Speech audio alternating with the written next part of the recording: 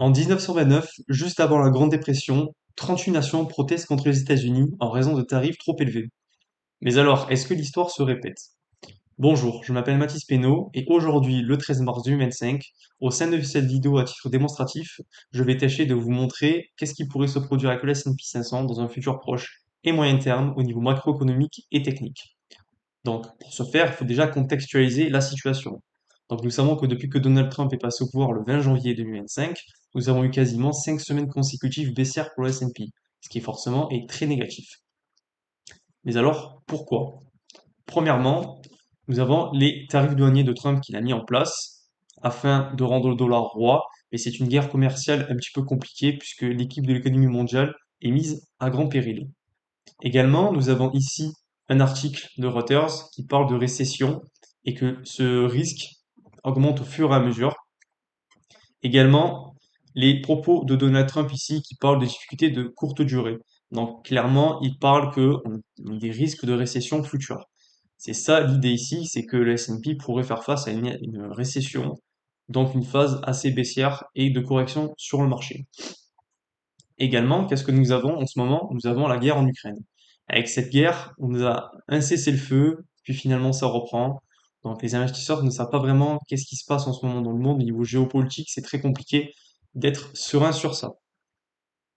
De notre côté, depuis juin 2022, à cause du Covid, la Fed a mis en place la politique restrictive, donc le quantitative tightening, afin de contrôler l'inflation. Ça, c'est un peu compliqué également en ce moment. Pourquoi? Parce que les CPI qui étaient prévus à 2,9%, ce mercredi, sont sortis à 2,8. Donc, ok, c'est positif. Le marché est censé être content, donc on est censé avoir le S&P qui monte, puisque cette news est censée être bullish pour le marché. Alors nous allons voir ça tout de suite. Qu'est-ce qui s'est passé hier? Ben, finalement, le S&P n'est pas en train de monter. Il a même légèrement chuté encore. Pourtant, la news, on a dit qu'elle était bullish. Donc ça veut dire quoi? Ça veut dire que cette inflation n'est pas suffisante. Ces 2,8 ne sont pas encore suffisants en ce moment. Et les tarifs pèsent sur le marché. Comment on peut voir ça? On va se pencher sur les obligations à 10 ans. Qu'est-ce qu'elles font? Elles sont en train de monter les derniers jours. On a clairement une trend haussière ou une inversion de tendance en ce moment. Ok. Maintenant, qu'est-ce qu'on peut voir sur le yen japonais? Le yen monte. D'accord? Au niveau du forex avec l'euro, qu'est-ce qu'on a? L'euro qui monte. Ok? Et au niveau des commodities, on a clairement, encore une fois, l'or qui monte, qui est presque en train de faire, une fois encore à l'heure actuelle, un nouvel ATH. Donc qu'est-ce que ça veut dire? Ça veut dire que les investisseurs se penchent vers les valeurs refuges en ce moment et non pas vers les actifs dits risqués comme le S&P. Comment on peut voir ça? On peut voir ça avec le VIX, l'indice de volatilité. Qu'est-ce qu'on observe ici? On observe que dernièrement, depuis notamment le début de l'année et 2024, à chaque fois que nous avons un pic, comme ici, ce pic, il redescend. Un pic, il redescend. On a un pic ici, encore une fois, il redescend. Tandis qu'en ce moment, qu'est-ce qu'on a? On a clairement une trend qui est en train de se former. On ne voit pas le VIX qui descend, mais qui monte au fur et à mesure. Donc, on a la peur qui domine sur le marché. Également sur Market Surge, qui est un site que vous pouvez regarder, en ce moment, il est précisé et conseillé d'avoir son portefeuille sur le marché exposé entre 0 et 20%, donc une très faible exposition. Donc c'est ce qui montre que c'est pas vraiment le moment d'acheter le S&P, mais qu'il faut plutôt attendre que les événements se produisent et qu'on puisse le racheter plus bas. Plus bas, mais où? Alors ça, je vais y venir. C'est là où on arrive sur l'analyse technique. Premièrement, qu'est-ce qu'on observe sur le VIX?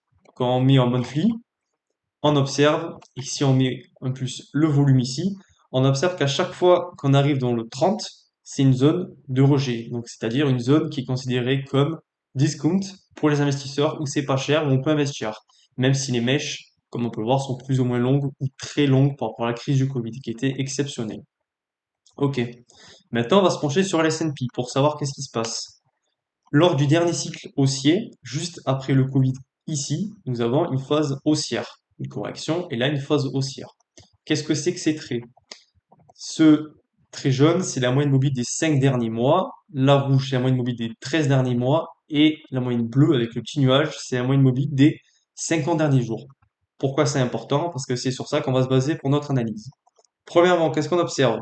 Si on fait une petite traîne ici, on observe que dès lors que cette traîne casse et qu'on clôture un mois en dessous, le S&P descend. Simplement. Ici, qu'est-ce qu'on a? potentiellement le même scénario. En revanche, il faut attendre la fin du mois pour confirmer ça, donc à l'heure actuelle, dans 17 jours. Qu'est-ce qu'on peut ajouter comme confiance à ce raisonnement? On peut regarder le RSI.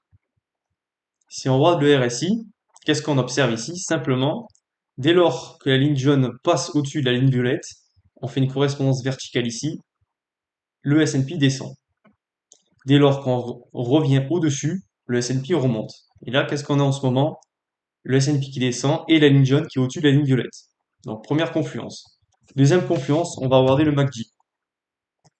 Ici, qu'est-ce qu'on peut voir?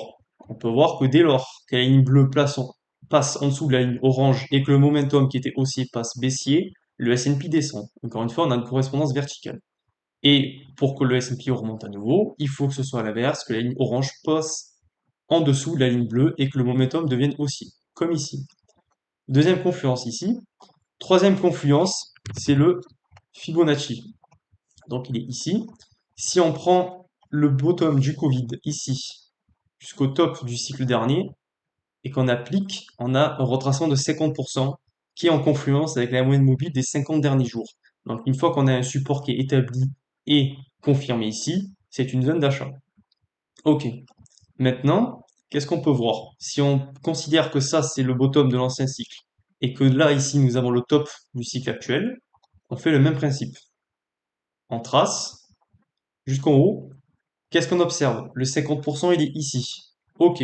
Bon, alors, on peut tracer une petite droite ici, qui est l'ancien ATH. Qu'est-ce qu'on peut dire? On peut dire potentiellement qu'on aurait un retest de cet ancien ATH, avec la moyenne mobile ici des 50 derniers mois, qui remonterait au fur et à mesure, et qui potentiellement, si cette trend se confirme baissière, on aurait un petit retracement, une descente, jusqu'à atteindre cette zone dans les mois à venir, consolider ici comme on a fait juste avant, et repartir sur un nouveau cycle haussier. Donc pour conclure, qu'est-ce que ça veut dire tout ça? Ça veut dire que là actuellement c'est pas le moment d'acheter, notamment avec le quantitative tightening, il faudra attendre le quantitative easing par la Fed, il faudra attendre que le VIX atteigne les 30, et il faudra attendre également, au meilleur des cas, le S&P qui tomberait dans les 4800 à 4900 pour pouvoir le racheter de manière plus sereine si un support est établi sur la moyenne mobile des 50 derniers mois. Et voilà pour l'analyse. Je vous remercie pour votre écoute.